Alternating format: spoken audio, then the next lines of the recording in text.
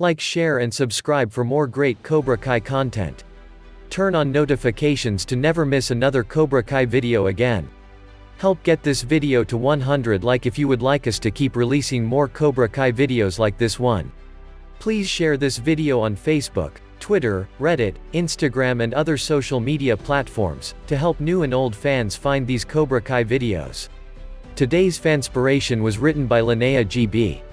Remember to support the writer on social media. And now let's begin. Today's story takes place after the events of Season 2, as Samantha lays in her hospital bed, trying to recover, while her heartbroken parents try to help their daughter. And now let's begin. While I watched it, I had one idea for a one-shot. Then, as I had watched the ending with the big fight and Sam in the hospital, I thought of this instead. So now I have this idea, and at least 2 other ideas for one-shots I want to write. I need to get a life outside of fanfiction. Haha. Well, here it is. It starts right where Amanda leaves Daniel in the hospital room. No more karate. It's over. Amanda's voice was stern, and there was no question about what she said. My first thought was to protest, to say something about how important the karate had been to me, and if I was just given another chance I could make sure it was the same for Sam. Ellipsis. And Robbie then, of course. I tried to imagine, from what we had heard from the school, from Samantha herself, and what we had just had the chance to just put together, there was no way Robbie could have hurt Miguel, or anyone else like he had on purpose. He just couldn't have. I'd just have to think about this. Maybe if it was to quit it all along. Had I ever put pressure on Sam to do it and not given her a choice? If my thoughts were spinning in my mind like this, I couldn't imagine what it was like for Samantha herself. I slumped down on a chair by the wall. I didn't want to self-pity in all of this, but I couldn't quite help it when I just put my head in my hands with a sigh and a grimace. All these times that I'd just been trying to do the right thing, and now they had ended up so terribly wrong. And I couldn't even blame it on Cobra Kai. I looked up when I heard Amanda's voice again, and when I looked up it was just in time until they saw me like this, while Amanda, pushing our daughter in a wheelchair, saw me like this. Hey. I quickly got on my feet. How your fee? I only had the time to ask half that question until Amanda glared at me, and I noticed how empty and devastated Sam looked. If these looks could have killed. Come. I and Amanda on either side helped Samantha get back onto the bed. There you go. Sam didn't make a sound, but I saw her flinching and grimacing even though she tried to hide it. Should I ask the nurse to give you more against the pain? Samantha shook her head. Is there anything else you want? She shook her head, and I suddenly remembered the bag I'd gotten. Look. I held it up to try and get her attention. I got your favorite sandwich from Il Tramezzino. Samantha didn't look as if she could have cared any less. I'm not hungry. Oh please darling, just tell us what you need. I didn't say what I thought or felt, but suddenly noticed I'd gripped the metal banister around the bed, and without even thinking about it I felt my fingers gripping harder. Can you? Sam started, grateful that she finally said anything. I raised and was about to shout, yes, yes, I'll do anything that you want me to. But Sam only said those 2 short words and then silent. Anything. I said, and for the millionth time since we came here, I took her hand and stroked it with my thumb. Is there anything at all we can do? Can you go? Sam half whispered, half whimpered, and I froze in my movement. Just. I feel like I haven't had the time to think. So, can you just go and leave me alone? Of course. I stroke her hand one last time. Don't hesitate to let us know if there's something else. Sam nodded carefully, and I laid a hand on her back. Come on Amanda. My wife didn't look like she was about to grant that wish anytime soon. But I gently pushed her without another word to go first, and then followed her. I looked back on Sam, who nodded slightly, and the seconds were long while we moved out the room. Dad. Just as I was on my way out the door, I heard Sam's voice behind, and I quickly turned. Yes. Can you stay? I gave a slight smile in distress and looked back on Amanda. You know what? Go home. Amanda looked like she wanted to hit the life out of me. Make sure Anthony gets some food, have a shower, come back in the morning. It was silent for a few seconds. Amanda wasn't planning to go anywhere, I could tell. Dad's right, Mum. Samantha agreed weakly. Go home. Amanda glared at me, but without another word she turned around and stomped down the hallway while I turned back to Sam, who was trying to sit up. Careful. I rushed to her side and laid my arm around her back. Careful. Dad. She whimpered. Can you give me one of those? She pointed to a dispenser of vomit bags on the wall. I think I'm gonna be sick. I frowned, but hurriedly did as she'd told me, and got her point when she moved to the side and gave me a pleading look. Okay. But if I hurt you more, then you have to tell me. It took me a moment to figure out how without hurting her, then I finally figured how and crawled up on the bed next to her. She just looked so pale where she sat. I put my arm around her shoulders. Do you remember when you were little? When she didn't get sick and heavily leaned her head against my chest, I tried talking about something else even though my voice was weirdly shaky. You always wanted only me around when you were poorly. Mum fussed too much, you said. And you might have had a point in that. I tried to laugh, but Sam didn't say a word. Quote ellipsis.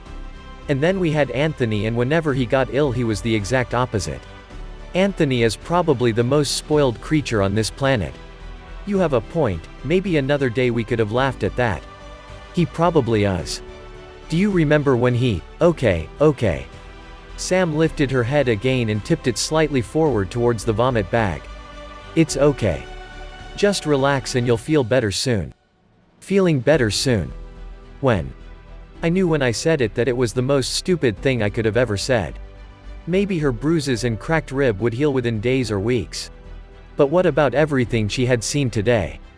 And, even though it wasn't her fault, the knowledge about what part she did have in all of this and what it had caused. Sam had been crying on and off since earlier today, but in the middle of sobbing and heaving it had turned into something else. Something heartbroken, something shaking, and something that made me feel in my whole body and mind that I could take this from her. Turn back time or just deal with myself. It was my fault anyway. Dad, I'm sorry. Sam sobbed. I'm sorry. This is all my fault. No, love. I carefully kissed her bruised and clammy forehead. The fault is mine.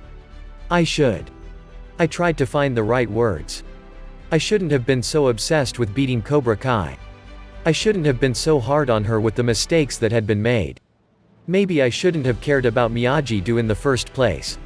Maybe I shouldn't have pressured her so much into learning karate from the start. If I hadn't, and just kept it to myself like I always had, it couldn't have led to this. Maybe I shouldn't have made it so clear how much I wanted to beat Cobra Kai lately. The thought flashed by about Robbie. What had just had to have been an accident? I couldn't imagine Robbie ever purposely hurt Miguel so badly. It was an accident. Right. Either way, I knew for sure I'd have to have a serious talk with him. It's not your fault. It is. Sam sobbed. I would do anything to just go back in time and make sure this doesn't happen. She had to stop talking when she started heaving again. SCH. I comforted. It's okay. Just try and relax and you'll be okay. Let's talk more about everything when you feel better, okay? Sam only kept on heaving and sobbing. But it's not your fault. And I can promise you that. What was it that I could have said to make her understand? Samantha hated throwing up, even more than what most people did. I knew so because she had since she was little. But this was worse than anything I had seen her before. I couldn't ever have imagined how much of every centimeter of moving must hurt her. How every move was part heaving, part crying, part screaming wordlessly.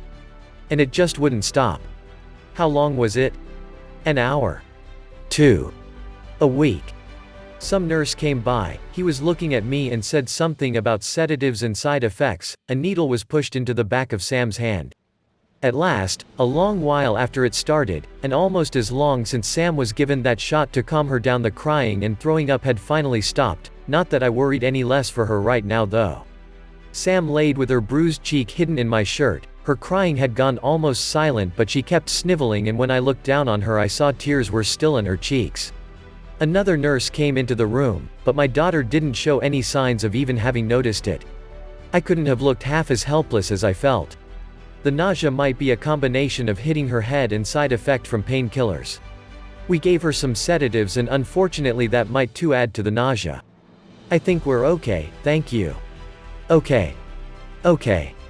I barely knew about me and I knew for sure that Sam wasn't anywhere okay. But what was I supposed to say? No, you're not. The nurse said in understanding while he nodded towards Sam. I have kids of my own, you see. I know you can never be okay unless you know they are. Something like that. You can just tell us if there's anything you or your daughter needs. Not right now. Without me saying anything, he had taken a few tissues from a hanger on the wall and laid it by me. I didn't even notice that. I wiped off my hands first so I couldn't risk getting Samantha even dirtier. Then carefully wiped Sam around her mouth. I almost believed she was asleep, but then she looked up at me. She was quiet now, but the look in her eyes spoke more than words had ever could. When I almost thought that maybe I should have seen what Sam had seen today playing like a movie in her eyes. It's starting to become late and today has been eventful and tiring for you. You should try and sleep. Daddy. Yes. Do you think Miguel will die? She had asked that at least 5 times earlier today. And I knew that Samantha was old enough to understand if the answer I gave her was untrue. I don't know. I said with a sigh at last. I really don't know. Even if he lives, he will always have to do therapy if he can learn to talk or walk again. The human body is a strange thing. I forced something to come to mind. And I said it to comfort myself just as much as her. Way stranger than you or I know or have seen before. The next few hours are critical for Miguel right now. What happens after that we can't know, just like the doctors or his mom and grandma can't right now. Samantha was quiet for a moment. Or Robbie. I swallowed another sigh and then nodded slightly. Or Robbie. Samantha didn't say anything for a long while. We just kept like that, all quiet for a long while. If I hadn't known better, I would have expected her to be asleep. And be surprised when she finally said something out loud. Daddy. Yes. There was a while of silence before she finally said something. I don't think I want to do karate anymore. Any other day those few words would have broken my heart. To know that Sam didn't want to go in my footsteps and me being able to make a difference to her like Mr. Miyagi had done for me. I and your mom talked about that while you were in X-ray. I told her. And we both agreed too that that might be for the best, right now. No, not just right now. Not ever. I googled for a script to find what cafe it was Daniel had gotten that sandwich from. It had a strange name. And it's a real place. It has 2 cafes, both in California. How cool. The title is like half a line from a song called Save You by Simple Plan. I thought it suited both the line and the song. And I had loads of trouble coming up with a title. Random fact, I always leave these at the end of chapters. One of my friends on here, Ally R. Swan, has many times written pieces with someone being afraid of the dentist. And it's actually not that long ago since I noticed I'm exactly the same as her. Except, I don't care for the dentist, but I write something with someone throwing up every chance I get, ha ha ha. I hate throwing up. And maybe that's why I like doing it to my characters. Did you enjoy this story? Would you like to see a part 2? Let us know what you think in the comments. Help get this video to 100 likes if you would like us to keep releasing more Cobra Kai videos like this one. Don't forget to subscribe, and turn on notifications to never miss another Cobra Kai video again. Please share this video on Facebook, Twitter, Reddit, Instagram and other social media platforms, to help new and old fans find these Cobra Kai videos. And we'll catch you in the next one. Peace.